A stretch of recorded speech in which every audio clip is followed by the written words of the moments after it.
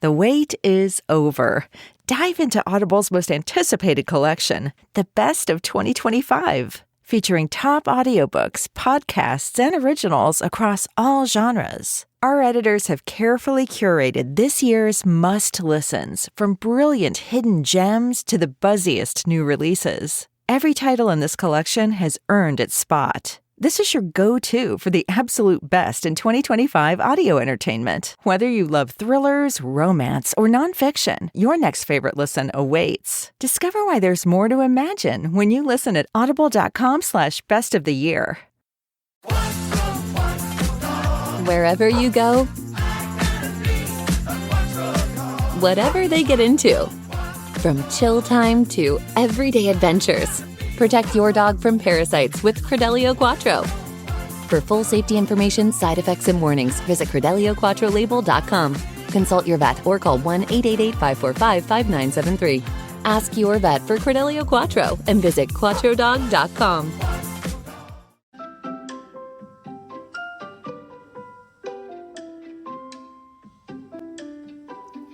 Hi, I'm Daniel Lucas, and welcome to Book 101 Review. Book 101 is all about the books that I read for the last 40 years, and today I have my special guest. One of his advocacy to make management transform in a workplace cultures, one manager at a time, and of course an author too, and the author of the book Perfect Posture, none other than Dr. A.P. Grow.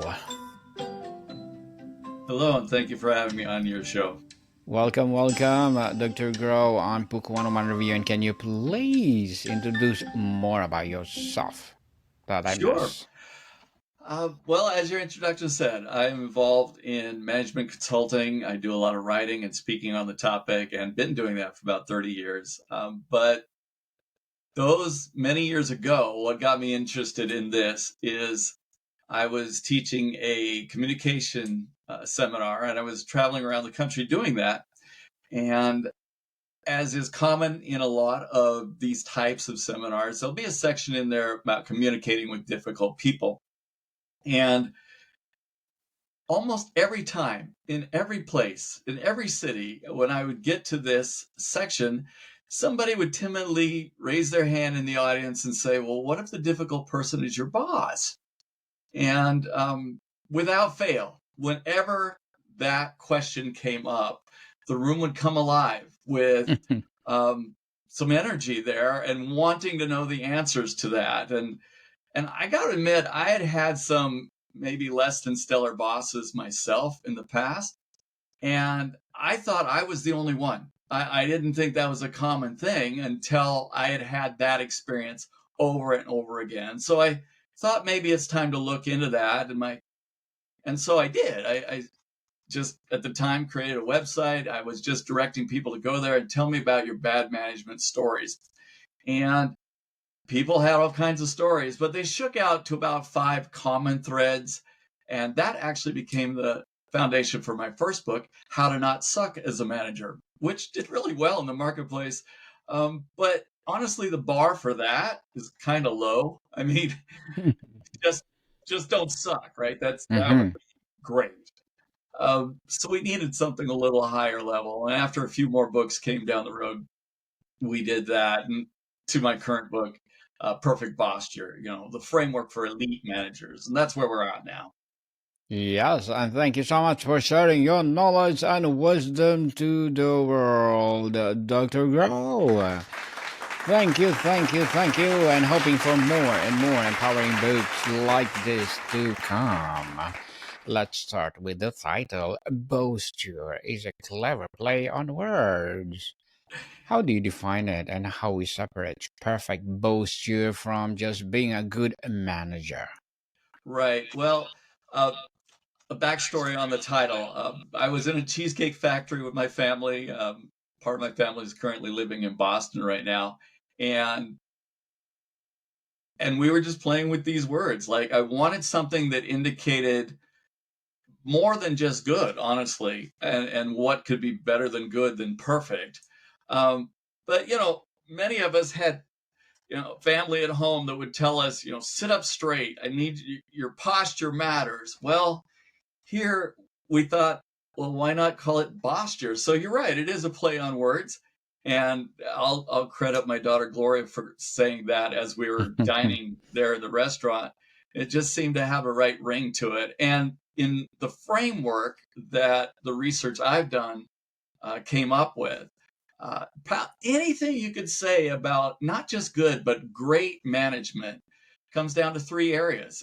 It's really having excellence in competence, communication, and care. And these three areas, I mean, if a manager has two of them, they're going to be good. They're going to be all right. But if they have all three and they're very good in all three of these areas, well, in my way of thinking, that's perfect. I mean, I know nobody's perfect. I get that. But if they can strive for this, they're going to get pretty close. And I don't think anyone on their teams, those that they supervise, would be at all complaining if the manager they had was solid in all three of these areas.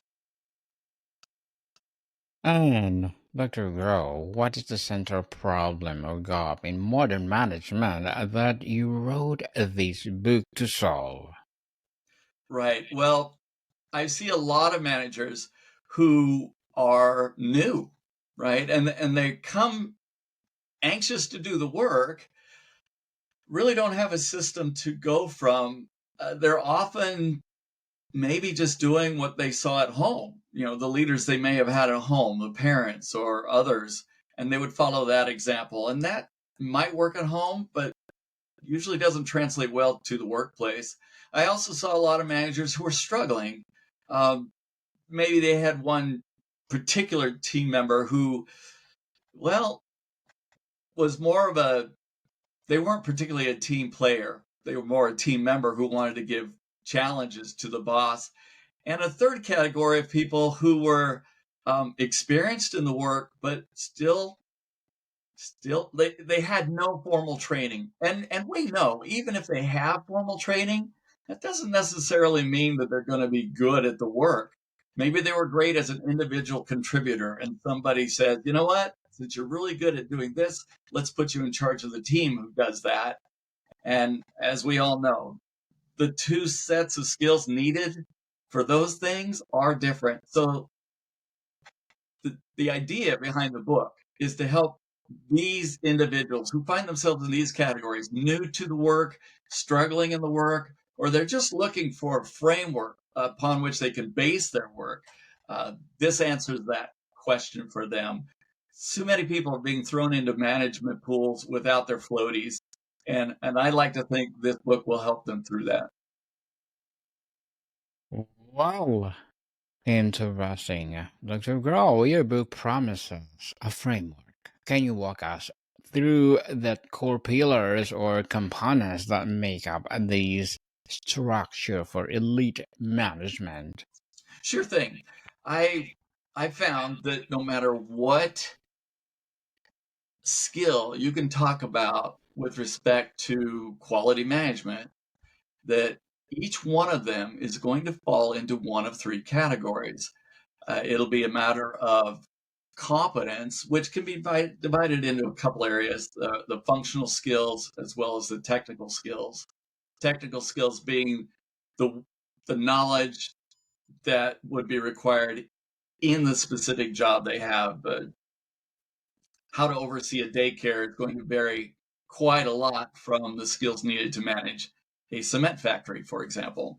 Those are technical skills. The other area within competence is functional skills, the jobs that are typically done by managers.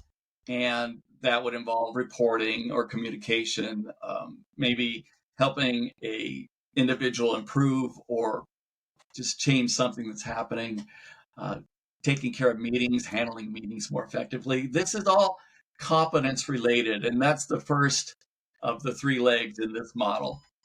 The next is communication. And in communication, we're talking about aligning communication with the situation or how to praise or motivate, which I'm sorry to say, maybe not enough managers are doing, but that can really make a difference in what team members do in their own work.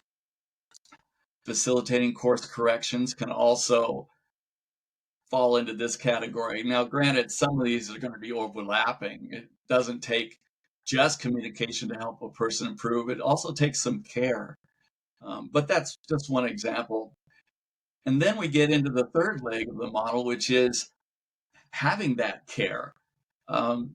Sometimes, people will ask me if there's just one thing that a manager could improve on that I'm not seeing happen. It's often this third leg. We all take it for granted that people are there and they're doing their work because they're getting paid, and many will say that's enough.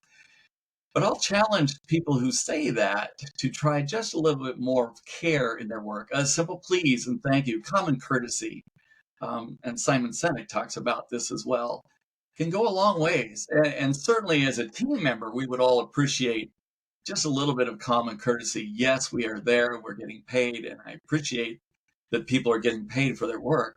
But that doesn't mean they can't be thanked occasionally for that work as well. That, along with helping the team member professionally develop and supporting that effort, as well as building a rapport, these all fall within the care category of the model. So those are the three legs with some very quick examples of elements that fall within each of them: competence, care, and communication. Miss Dr. Grow, how does posture differ from a traditional leadership concept like executive presence, or is it more about mindset, action, or a combination of both? Dr. Grow. Correct. Yes, I do believe that earlier I said that everything you can talk about with respect to quality management will fall into one of these three categories. But I will concede that when it comes to personal preparation, personal mindset, perhaps what we often call efficacy, one's thinking about how they themselves will do or can do in the work, that is one area that has to come from within. But what I can offer, what this book offers, is a approach that they can use, specific use now strategies that will help them develop that confidence. If they don't have that confidence, if they don't have an approach, a systematic way in which to think about the work that they do and how they want to improve, then they're still going to struggle. So we're dealing with elements that I concede are not addressed in this book, and that's a personal position, a personal feeling about how they might go about their work. But what I can do, what we give in the trainings and in this book and related matters is information that will help them gain that confidence and have the right posture, if you will, to their approach with their team members. So, yeah, right. People do have to have a certain bit of confidence to do this work well. But if they don't have that, I think this book can help them get that. Yes, definitely. And thank you for sharing to the world. Dr. Grow, what is your own imperfect posture moment? A management failure or challenge that become the catalyst for developing this framework? A time when my own management wasn't as good as it could be? Is Yes. that the question? Yes. That's a fair If you question. want to share. Right.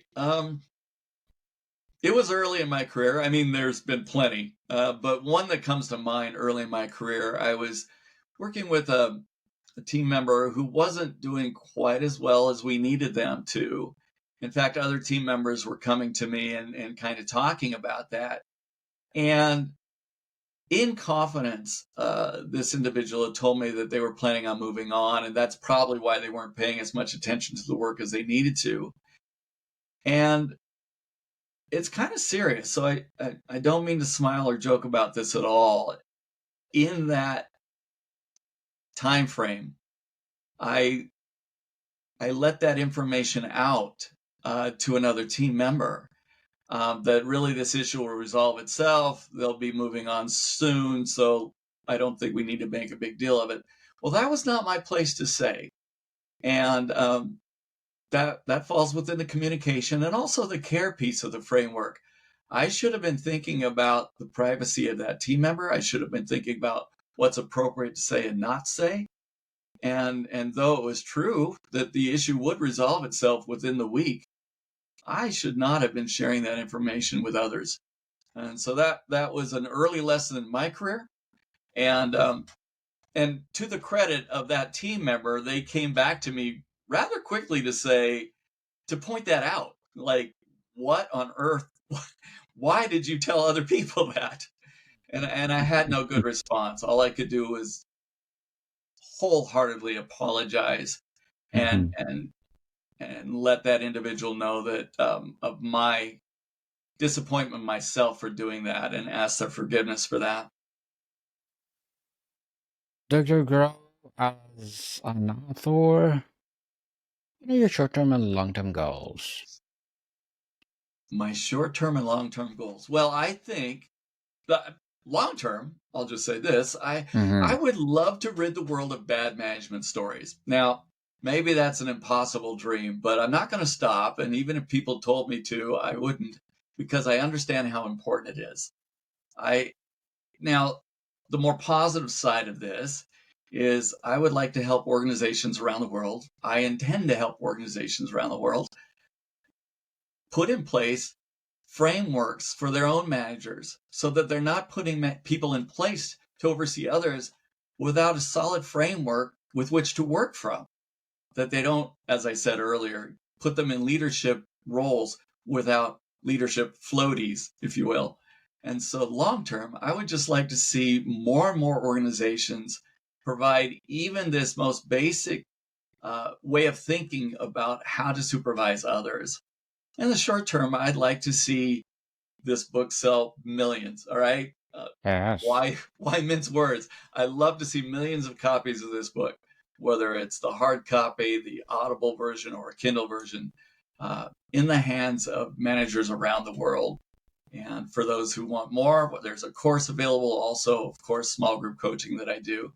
And I'd love to see the word get out in any of those channels. Good luck to your goals, Dr. Grow, and looking forward for more success. And what would be your piece of advice for those people out there who want to be like you? For those who are looking to improve in their management, Yes, please. Is that the question? Yes, please. I would suggest that they start with the competence piece and that they make sure to align what they think is important with what their own boss thinks is important. Sometimes we get focused on one part of a job and maybe it is important, but what matters more, particularly at review times, would be what our own bosses think is important. And if we're not aligned with our own boss's ideas, that can be a problem. So the one piece of advice I would give to start down this road would be to make sure that what we think is important and what our bosses think is important as far as the skills to have and what to pay attention to are in perfect alignment. That is the one piece of advice that I would share at this moment. Piece of advice, and thank you for that, Dr. Grow. Thank you. And can you please recommend a book or books that influence your journey? Sure. I'll get to mine in a little bit. For now, though, I do want to say that early on, my work was influenced by a team of people, Kuzi and Posner, who wrote a book, and this was back in the late 80s, called The Leadership Challenge. And in the Leadership Challenge, they outline 5 elements of exceptional leadership, which is pretty important. And that's for an individual. Now that book is in its 7th edition, so it is continuing as a very popular book for those who oversee others. On the organizational level, I got a lot of good information from a book called Good to Great. And this was written by Jim Collins. This book is also a couple decades old now, but the information in there is still very valuable. Jim did a study of about 1,400 companies, and he identified only a few that he considered great. And in his book, he outlines what makes them great. So at the organizational level, that is a book very much worth looking at as well. I could go on. I've got more, but those are two good ones that I would start with. Yes, thank you for that recommended books, Dr. Grow. And looking at the future of work, how will the framework of elite managers need to evolve in the next 5 to 10 years? Well, I think the care piece needs to be strengthened by a lot of managers currently, and will probably need to get even better in the future. Uh, a rising generation of workers do put a premium on attention, on personal attention. And I don't mean this in a selfish way. I just mean that they've been raised in an era where individuality and an attention to individual has become even more valued. In the past, workplaces could get away with treating everybody the same, and I get that in many ways that still has to happen. I mean, we have universal policies that everyone has to follow, but at the team level, because the team leaders are the main contact individuals will have with that organization, their view of the organization is represented primarily by their managers. And so I think that element is going to get, or rather should get, even more attention. I'm not at all discounting the need for competence and good communication, but I believe that bringing more of the care element into the workplace will have an even greater impact in the future. A greater impact indeed. And thank you so much for that empowering answer, Dr. Grow. And before we wrap up our discussion for today, I'm inviting you to please do listen to my other podcast, people, because my abstract essay is already in fifth season, abstract poetry in second season, and my book 101 review in fifth season too, comedy 101 in third season, and my food 101 in fifth season as well. Geography 101, Love Letters, a Movie 101 review are in fourth season, as well as Music 101, Science 101, Sex 101 in its second season, and my baby podcast, Law 101, Mental Health 101, and Bible Verses 101. Please listen to them wherever you listen your podcast. So, Dr. Grow, ultimately, what is a legacy an elite manager with perfect posture leaves on their people and their organization? Right. Well, I mentioned earlier that I think the primary feeling about any organization comes primarily from the manager themselves. And if they want, and I would expect organizations would want every one of their employees to have a good feeling about the organization itself, right? So earlier I wrote the book How to Not Suck as a Manager. And I think many people were happy to have a manager who just didn't suck, right? They'd be okay if the manager was just okay. But why should our goal be that? I think those who apply this framework and systematically attend to each of these three areas, they're going to leave an even stronger, lasting, good impression with those team members. Those team members are likely going to stay longer. They're going to be more effective and efficient in their work. There'll be a stronger sense of pride in being there and being part of that team. And that can do great things for a company's sales, their customer service, their overall health. But it all has to start at the team level. Wow. Dr. Grow, thank you so much for sharing your knowledge and wisdom to the world through your books. Thank you, thank you, thank you.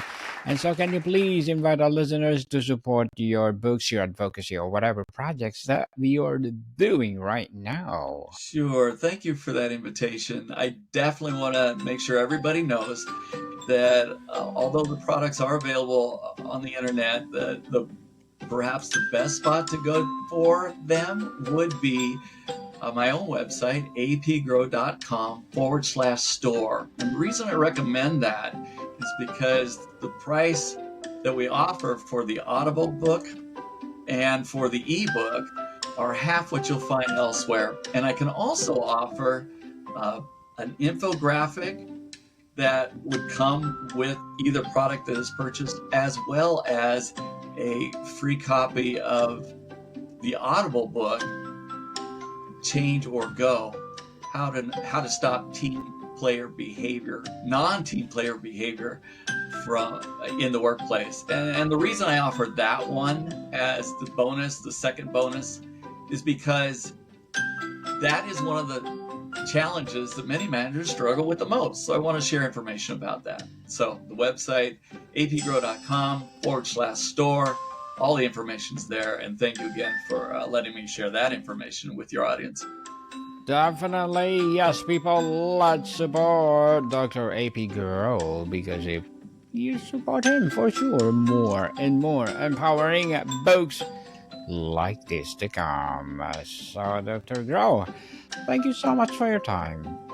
Well, and thank you. It was my pleasure. Shopify's point of sale system helps you sell at every stage of your business. Need a fast and secure way to take payments in person? We've got you covered. How about card readers you can rely on anywhere you sell? Thanks. Have a good one. Yep, that too. Want one place to manage all your online and in-person sales? That's kind of our thing. Wherever you sell, businesses that grow with Shopify. Sign up for your $1 a month trial at shopify.com/listen. Shopify.com/listen. Pleasure. Marika, people, see you soon.